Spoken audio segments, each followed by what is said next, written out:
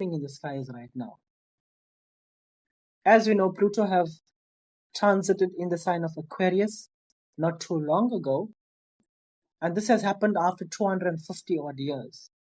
So already we know this is a life-changing event. Already we know that this is a game changer.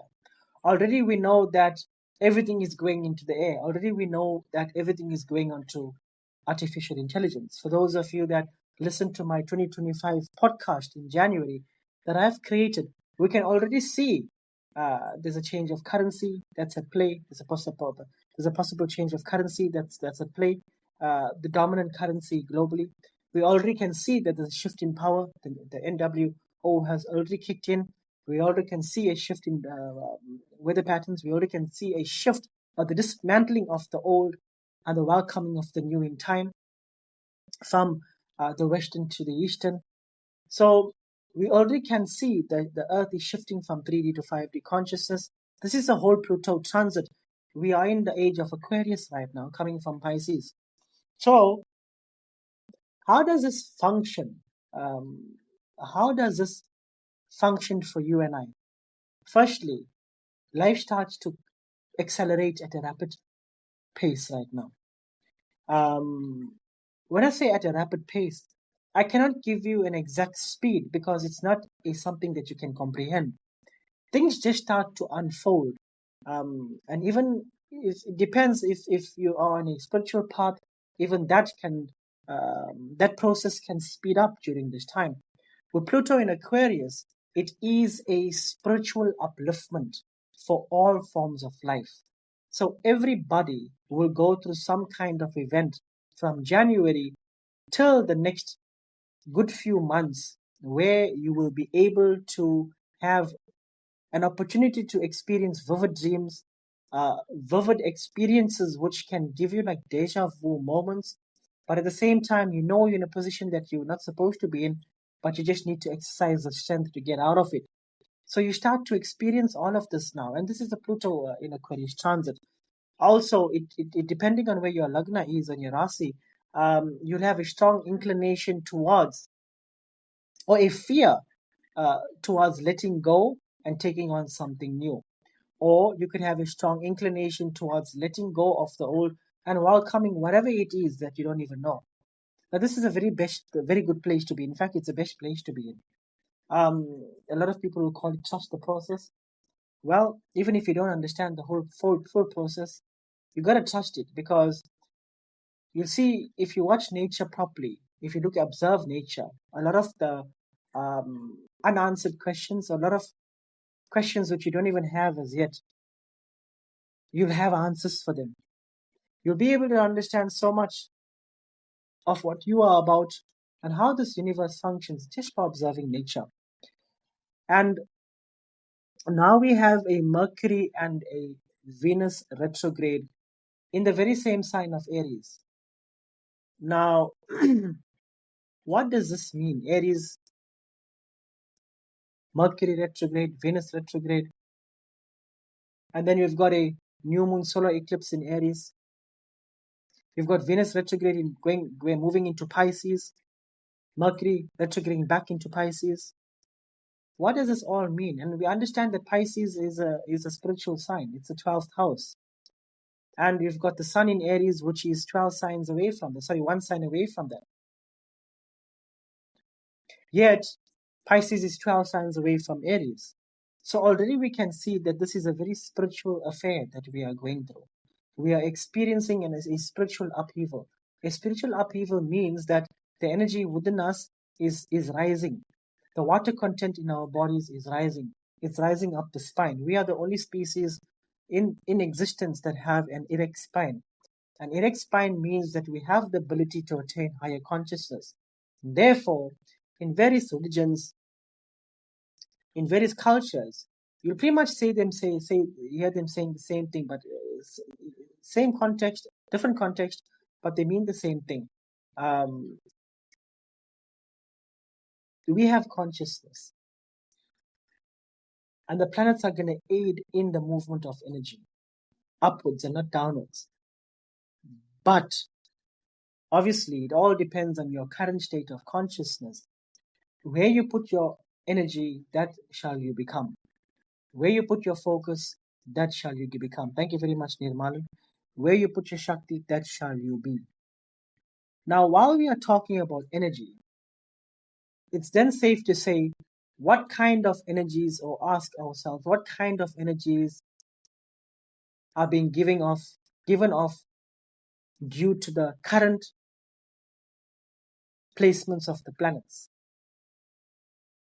Where are the placed right now in the skies, and what energies they're giving off right now? And that's what we're going to talk about. And then we're going to go into questions. I'm going to do our online readings. Okay, so now that we know where Venus is, we know where Mercury is, we know where the Sun is, we know where the Moon is, and Sun and Moon is in the same sign of Aries. Majority of Sun, Moon, and Ascendant Aries people, already you are going through Saturn in the 12th house. It's the most humbling period for you from 2023 March. The biggest life-changing events which would have happened to you.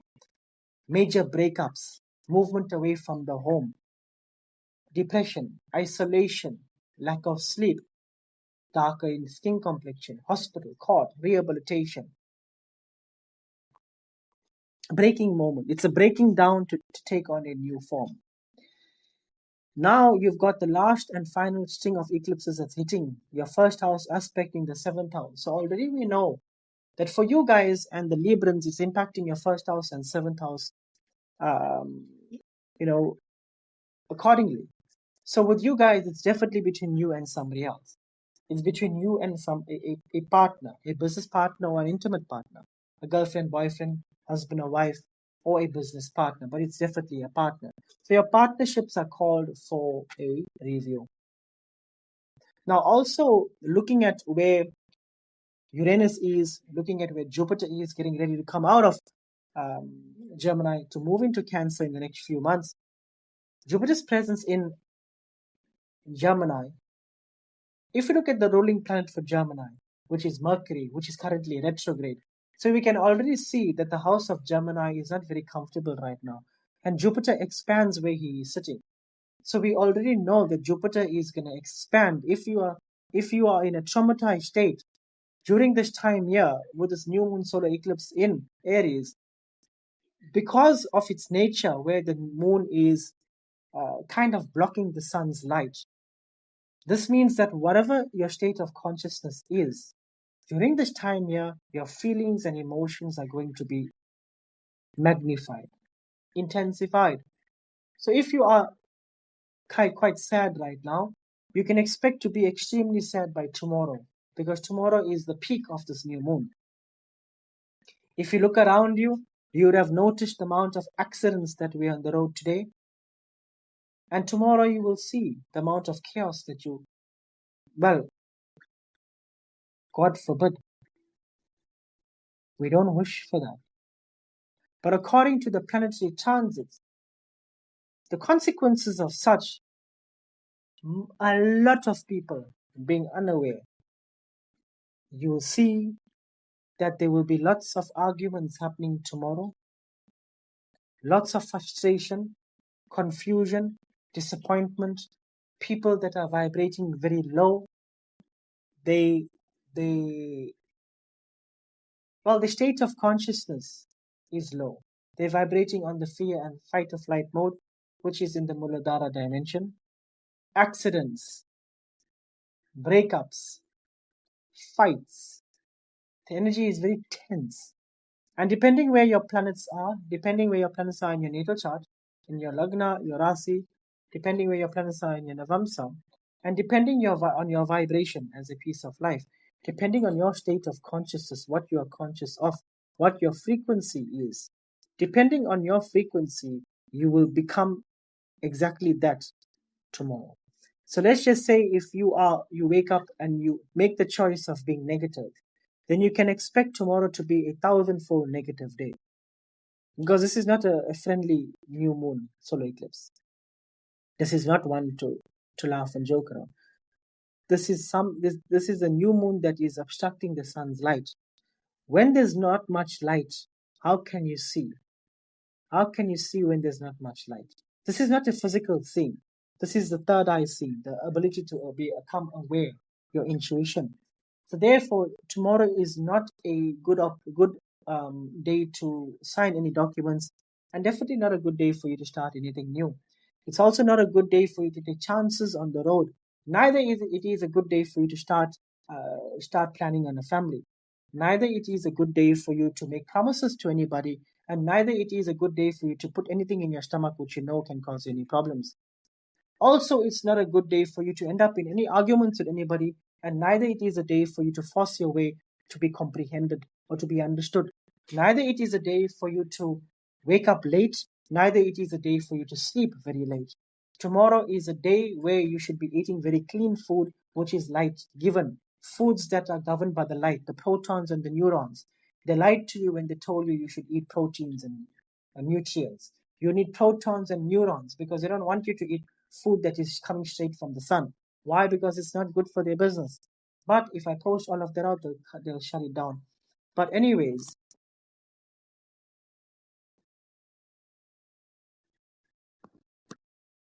there was somebody that asked me, Abi, what ritual you must do for a new moon solar eclipse? Listen, good human beings, it's pointless doing a ritual if you don't understand what a new moon is and what a solar eclipse is, what a new moon solar eclipse is.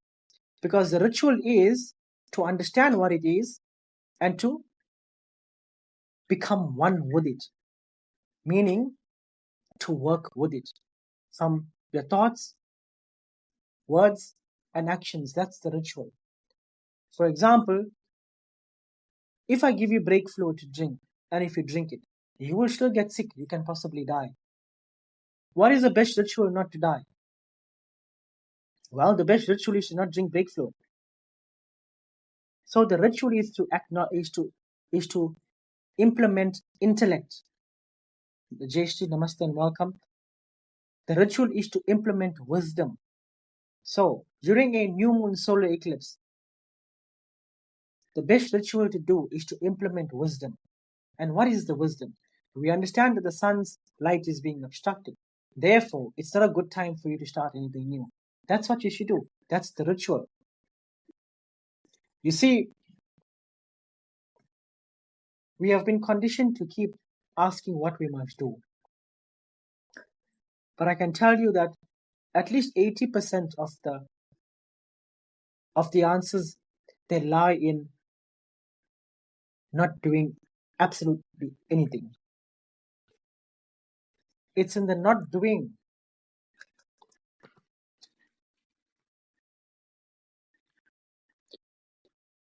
that you will find solace.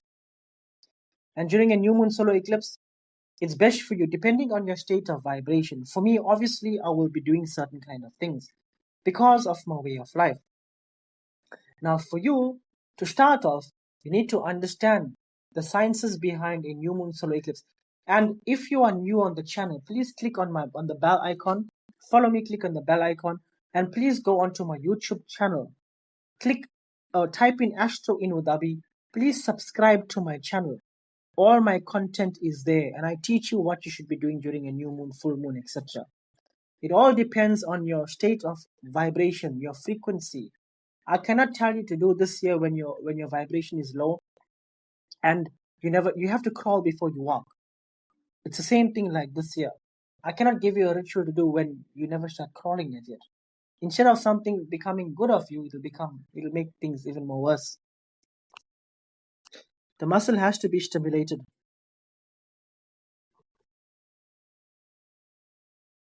You have to stimulate the pineal gland, and this happens over a considerable period of time. And once this gland is stimulated, only then can you move, depending on how much of weight that gland can carry or how much you can perceive. Similar to the gym. Once you go to the gym, you cannot just start bench pressing 100 kilos. Over a considerable period of time, your muscles get conditioned to handle such weight. Same like your pineal gland. You can't just do this and that rituals. So, if the people are telling you to do that, then you already know what I've told you now. Alright. Now, before I go any more forward, it's also safe to say that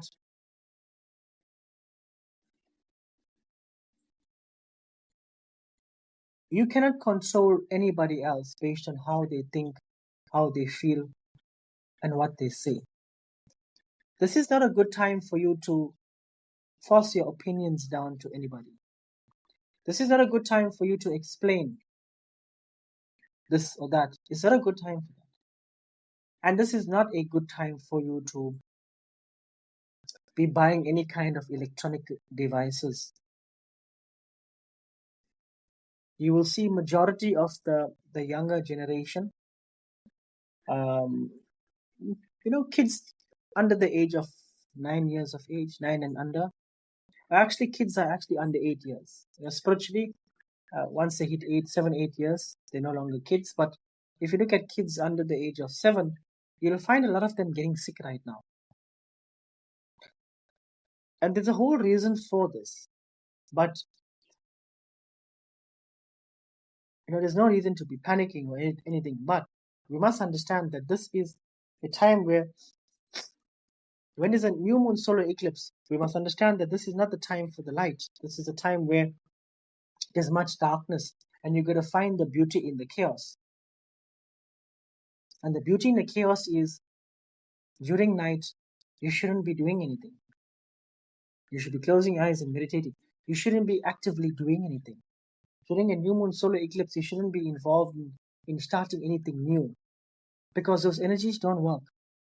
Irrespective of your life path vibration, irrespective, even if you're a life path number 1, even if you're a life path number 8, it's not a good time. So irrespective of your life path numbers, numerology stems from astrology. So astrology is the root of it all. So if the planets are in a certain way, you must understand that it's a dark time now. And during the dark time, you can't start anything new because you can't see so much. Therefore, there is so much of chaos right now. You will see tomorrow. You will see tomorrow, you will see on social media. There will be lots of events happening. And a lot of events won't happen the way, well, God forbid, but a lot of events won't happen the way it was planned. And this is normal during a, it's just that people don't know. What you don't know won't hurt you, as people will say this. And you just let life unfold that way. Well, if you are that type of, that's also, there's nothing wrong with that. If you are that type as well, there's absolutely nothing wrong with that. But obviously, if you want to harness life to its full potential, or try to rise and experience life to its ultimate, then you've got to pay attention to what's happening in the skies. Because every single thing that you can touch, see, taste, and smell here on Earth is because of the solar system. Whether you believe it or not, you take away one planet from the solar system, nothing will function properly on this Earth. Because everything has a primary impact on planet Earth. Even if the planet's degree alters by even 1 degree, or even by 1 degree, there's a complete change in weather patterns. There's a complete change in behavior of all forms of life. Even there's a generational change. Even there's an aging change. That's how much of impact these planets have. In fact, Earth is vibrating in a certain way, which is a 9, because of the planets and where they are. Earth's frequency in numerology is a vibration number 9.